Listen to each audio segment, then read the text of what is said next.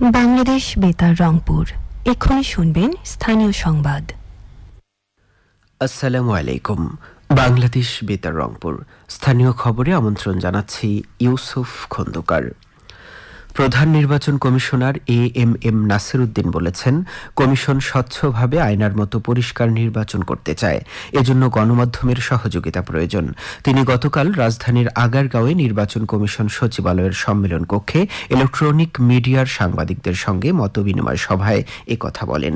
CSE গণমাধ্যম কর্মীদের উদ্দেশ্যে বলেন, একটি সুন্দর সুষ্ঠু নির্বাচন করতে মিডিয়াকে সহযোগী হিসাবে পেতে চায় কমিশন, কারণ মিডিয়া ভুল ও মিথ্যা তথ্য রোধে গুরুত্বপূর্ণ ভূমিকা রাখতে পারে।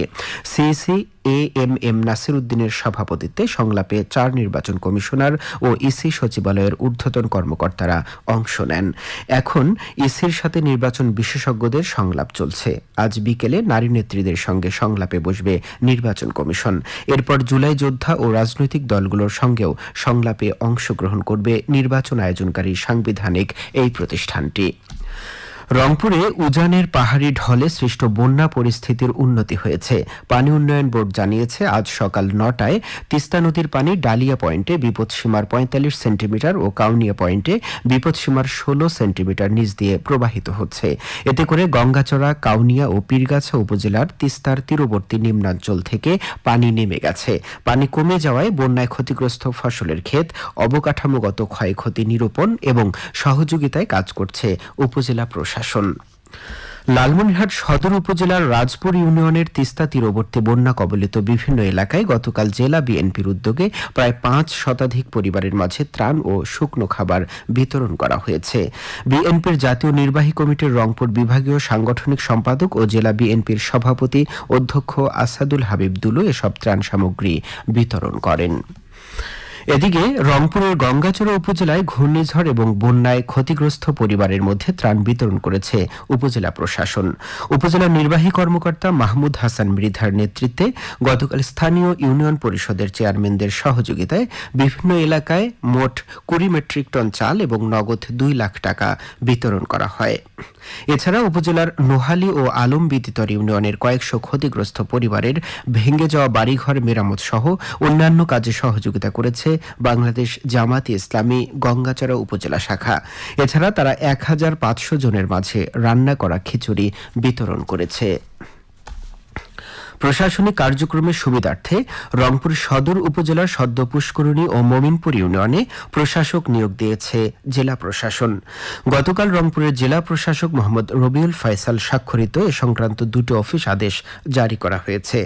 অফিস আদেশ অনুযায়ী সদর উপজেলার সদ্য পুষ্করণী ইউনিয়ন পরিষদে প্রশাসক হিসেবে উপজেলা সহকারী প্রোগ্রামার SM আইনুল ইসলামকে এবং মমিনপুর ইউনিয়ন পরিষদের প্রশাসক হিসেবে উপজেলা পণ্য উন্নয়ন অফিসার মোহাম্মদ ফরহাদ হোসেন নিয়োগ দেওয়া হয়েছে। নিয়োগপ্রাপ্ত প্রশাসকদের ইউনিয়ন পরিষদের আর্থিক ও প্রশাসনিক সকল কার্যক্রম পরিচালনার দায়িত্ব অর্পণ করা হয়েছে।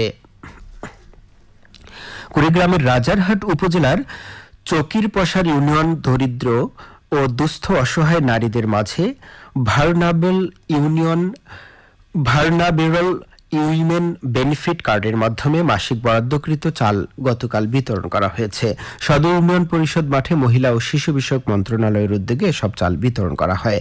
কর্মসূচির আওতায় চকিরপশার ইউনিয়নের 450 জন সুবিধাভোগী কার্ডধারী নারীর প্রত্যেককে মাসে 30 কেজি করে চাল দেয়া হচ্ছে। লালমনিরহাটের পাটগ্রাম উপজেলায় জিল্লুর রহমান জুয়েল নামে এক ভুয়া ডাক্তারকে 6 মাসের বিনাশ্রম কারাদণ্ড দিয়েছে ভ্রাম্যমাণ আদালত। গতকাল উপজেলার রসুলগঞ্জ বাজারে উপজেলা স্বাস্থ্য কর্মকর্তা দেবব্রত কুমার রায়ের অভিযোগের ভিত্তিতে উপজেলা নির্বাহী কর্মকর্তা ও নির্বাহী ম্যাজিস্ট্রেট উত্তম কুমার দাসের নেতৃত্বে অভিযান পরিচালনা করা হয়। বিএমডিসি নিবন্ধন ছাড়াই ব্যবস্থাপত্রের সাথে অবৈধ চিকিৎসা সেবার নামে প্রতারণার মাধ্যমে জনগণের স্বাস্থ্য, অর্থ ও জীবন বিপন্ন হয় এমন কার্যকলাপের অভিযোগে তাকে আটক করে ভ্রাম্যমাণ আদালতের মাধ্যমে কারাদণ্ড দেয়া হয়। গাইবান্ধার পলাশবাড়ী উপজেলায় 10 কেজি গাঁজা সহ শাহিন আলম নামে এক মাদক কারবারিকে গ্রেপ্তার করেছে মাদকদ্রব্য নিয়ন্ত্রণ অধিদপ্তর।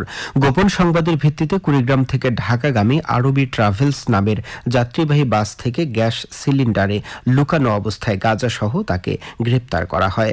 মাদকদ্রব্য নিয়ন্ত্রণ অধিদপ্তর জানিয়েছে উদ্ধারকৃত গাঁজার আনুমানিক বাজার মূল্য 2,50,000 টাকা। খেলার খবর ক্রিকেট।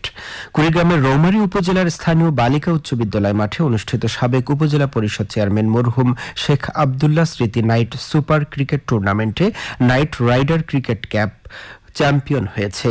গতকাল রাতে অনুষ্ঠিত ফাইনাল খেলায় তারা রৌমারী 24 ক্রিকেট দলকে 7 রানে পরাজিত করে এই গৌরব অর্জন করে। উপজেলা নির্বাহী অফিসার উজ্জ্বল কুমার হালদার খেলা শেষে বিজয়ীদের মাঝে পুরস্কার বিতরণ করেন। সবশেষে আবহাওয়া। আজ সন্ধ্যে 6টা পর্যন্ত পূর্বাভাসে বলা হয়েছে দেশের অভ্যন্তরীণ নদী বন্দরগুলোর জন্য কোনো সতর্কবার্তা নেই এবং কোনো সংকেত দেখাতে হবে না। খবর শেষ হলো। আমাদের পরবর্তী স্থানীয় খবর প্রচারিত হবে বেলা 2টা 5 মিনিটে।